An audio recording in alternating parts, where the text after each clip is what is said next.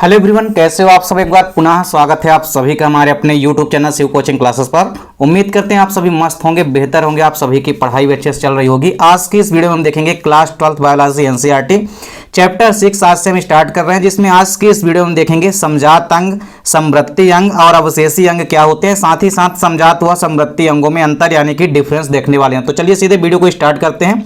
सबसे पहले हम देखते हैं समजात अंग यानी कि होमोलोगस ऑर्गन्स क्या होते हैं। तो समजात अंग का मतलब होता है कि किसी भी प्रकार से पादपों या किसी प्रकार से प्राणियों के अंदर उपस्थित ऐसे सभी अंग जो कि उत्पत्ति एवं रचना में क्या होते हैं, समान होते हैं, अर्थात समानता दर्शाते हैं, किंतु कार्यों में भिन्नता दर्शाते हैं। यानी इनके कार्य जो है अलग अलग होते हैं, लेकिन उत्पत्ति एवं संरचना में ये क्या होते हैं, समान होते हैं। ऐसे सभी अंगों को हम क्या कहते हैं, समजात अंग कहते हैं। तथा ऐसे अंगों में पाई जाने वाली जो समानता होती है उसे हम क्या कहते हैं, समजातता कहते हैं। तो समजात अंग का मतलब है कि प्राणियों के अंदर पाए जाने वाले ऐसे सभी अंग जो कि उत्पत्ति में यानी कि ओरिजिन में और रचना में यानी कि स्ट्रक्चर में क्या होते हैं, समान होते हैं, किंतु कार्यों में भिन्नता दर्शाते हैं। लेकिन कार्यों में ये क्या होते हैं, अलग अलग होते हैं। देखिए इसके एग्जाम्पल आप दोनों में इजीली समझ सकते हैं। जैसे यदि हम सबसे पहले देखते हैं जंतुओं में इसके एग्जाम्पल को, तो जंतुओं में कई सारे इसके एग्जाम्पल हैं। जैसे आप देख सकते हैं जो सील का अग्रपाद होता है, सील क्या होती है, एक प्रकार की मछली होती है। तो सील का जो अग्रपाद होता है इसकी उत्पत्ति भी समान होती है। पक्षी के यदि हम अग्रपाद की बात करते हैं तो इसकी भी उत्पत्ति क्या होती है, उत्पत्ति में ये भी समान होते हैं। लेकिन यदि हम कार्य देखेंगे तो जो सील का अग्रपाद होता है उसका यूज सील क्या किस में करता है, तैरने के लिए करता है। लेकिन पक्षी का जो अग्रपाद होता है इसकी उत्पत्ति भी सेम होती है जैसे सील के अग्रपाद की उत्पत्ति होती है। लेकिन पक्षी का जो अग्रपाद होता है इसका यूज पक्षी किस लिए करती है, उड़ने के लिए करती है। तो कार्य यहाँ पे क्या है, अलग अलग हैं, लेकिन उत्पत्ति और रचना में क्या है, समान है। इसी प्रकार घोड़े का अग्रपाद यदि हम देखेंगे या मनुष्यों का हाथ यदि हम देखें तो ये उत्पत्ति और रचना में सभी के सभी कैसे होते हैं, एक समान होते हैं। घोड़े का जो अग्रपाद होता है इसका काम होता है दौड़ने में सहायक होता है, और जो मनुष्य का हाथ होता है ये पकड़ने के लिए या अदर कार्यों के लिए यूज किया जाता है। तो मुख्य रूप से आप देखेंगे कि ये सभी के सभी एग्जाम्पल ऐसे हैं जिनमें उत्पत्ति एवं रचना क्या है, समान होती है, लेकिन कार्य इनके क्या है, अलग अलग हैं। ऐसे अंगों को ही हम कहते हैं समजात अंग यानी कि होमोलोगस ऑर्गन्स। पादपों में यदि हम इसके एग्जाम्पल देखते हैं तो देखिए जैसे हम एक एग्जाम्पल लेते हैं, आम की जो जड़ होती है इनकी उत्पत्ति एवं रचना समान होती है। लेकिन आम की जो जड़ होती है इसका काम क्या होता है, आधार प्रदान करना पौधे को, और साथ ही साथ एब्जॉर्प्शन यानी कि अवशोषण का काम करती है। वहीं जो मूली की जड़ें होती है, मूली की जड़ें आप लोग देखे होंगे, ये एक प्रकार से जड़ों का रूपांतरण होती है। तो मूली की जो जड़ें होती है ये भी उत्पत्ति एवं रचना में समान होती है। सेम जैसे आम की उत्पत्ति, आम की जो जड़ होती है जैसे इसकी उत्पत्ति एवं रचना होती है, सेम इसी प्रकार से मूली की जड़ों की उत्पत्ति होती है। तो मूली की जो जड़ें होती है ये भी उत्पत्ति रचना में समान होती है, लेकिन इनका काम क्या होता है, खाद्य पदार्थों का संग्रहण करना। तो कार्य यहाँ पे क्या हो गए, अलग अलग हो गए। इसी प्रकार एक एग्जाम्पल आप देखेंगे राइजोफोरा। राइजोफोरा आप देखेंगे कि दलदली जगहों में पाए जाने वाला यानी कि मैंग्रोव स्थानों पर पाए जाने वाला पादप होता है। ये भी उत्पत्ति और रचना में समान होते हैं, लेकिन इनका काम क्या होता है, श्वसन की क्रिया को संपन्न करना। यानी दलदली पौधों में ये खूंटीनुमा संरचना होती है जो कि जमीन से बाहर निकल आती है और श्वसन का काम करती है। तो कहने का मतलब ये है कि यहाँ पे पादपों में भी कई सारे ऐसे एग्जाम्पल हैं जो कि उत्पत्ति और रचना में समान होते हैं किंतु कार्यों में अलग अलग होते हैं। ऐसे अंगों को हम क्या कहते हैं, समजात अंग कहते हैं। अब हम इसके बाद देखते हैं समवृत्ति अंग क्या होते हैं यानी कि एनालोगस ऑर्गन्स क्या होते हैं। तो देखिए सेम इसका अपोजिट है। जैसे आपने देखा कि उत्पत्ति एवं रचना में समान होते हैं समजात अंग, इसका अपोजिट जस्ट हो जाएगा यहाँ पे समवृत्ति अंग जो होते हैं ये उत्पत्ति एवं रचना में क्या होते हैं, भिन्न होते हैं, जबकि ये कार्यों में समानता दर्शाते हैं। अर्थात जीवों के सभी ऐसे अंग जो कि कार्यों में समानता दर्शाते हैं लेकिन उत्पत्ति एवं रचना में क्या होते हैं, भिन्न भिन्न होते हैं। ऐसे अंगों को हम क्या कहते हैं, समवृत्ति अंग कहते हैं। तथा इस प्रकार की जो समानता होती है वो क्या कहलाती है, समवृत्तिता कहलाती है।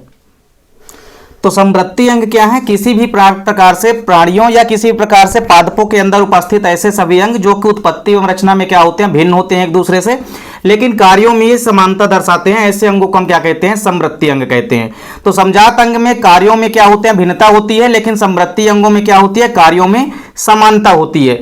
समवृत्ति अंगों के एग्जाम्पल आपको जरूर ध्यान में रखना है। समवृत्ति अंगों के एग्जाम्पल आपको सबसे पहले एनिमल्स के अंदर देखना है। एनिमल्स में देखिए कई सारे इसके अलग अलग प्रकार के एग्जाम्पल हैं। जैसे सबसे पहले यदि हम देखते हैं पक्षी का जो पंख होता है, तो पक्षी के जो पंख होते हैं इनकी उत्पत्ति कहाँ से होती है, तो जो इनकी उत्पत्ति होती है वो अग्रपाद के परों से होती है। जो अग्रपाद होते हैं अग्रपाद के जो पर होते हैं उन परों से इनकी उत्पत्ति होती है। और पक्षी के पंखों का काम किसमें होता है? उड़ने के लिए सहायक होते हैं। उसी प्रकार से चमगादड़ का जो पंख होता है, जो इसकी उत्पत्ति होती है वो त्वचा से होती है, इसकी जो उंगलियां होती है उनसे होती है मिलकर के, और इसका कार्य भी क्या होता है? उड़ना होता है। यानी इनकी उत्पत्ति और रचना में ये क्या होते हैं? भिन्न होते हैं। तो इनकी अलग अलग जगहों से उत्पत्ति एवं रचना है, लेकिन आप देख रहे हैं कि इनके कार्य क्या है? समान है। तो पक्षी के पंखों का काम भी क्या है? उड़ना। उसी प्रकार से चमगादड़ का जो पंख है उसका भी काम क्या है? काम किसमें होता है? उड़ने में सहायक होते हैं। तो सेम इसी प्रकार से आप देखेंगे कि कई सारे ऐसे एग्जाम्पल हैं जिनमें उत्पत्ति एवं रचना क्या होगी? भिन्न भिन्न होगी, लेकिन कार्य क्या होंगे? समान होंगे।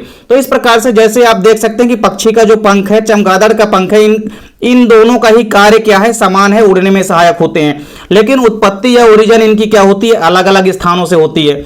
सेम इसी प्रकार पादपों में भी आप एग्जाम्पल देख सकते हैं। जो आलू होता है, आलू जो होता है यह तने का रूपांतरण होता है। उसी प्रकार जो शकरकंद होता है यानी स्वीट पोटैटो जो होती है ये बेसिकली जड़ का रूपांतरण होती है। लेकिन दोनों का कार्य क्या है? कार्य दोनों का समान है। कार्य इनका होता है भोजन का संग्रह करना।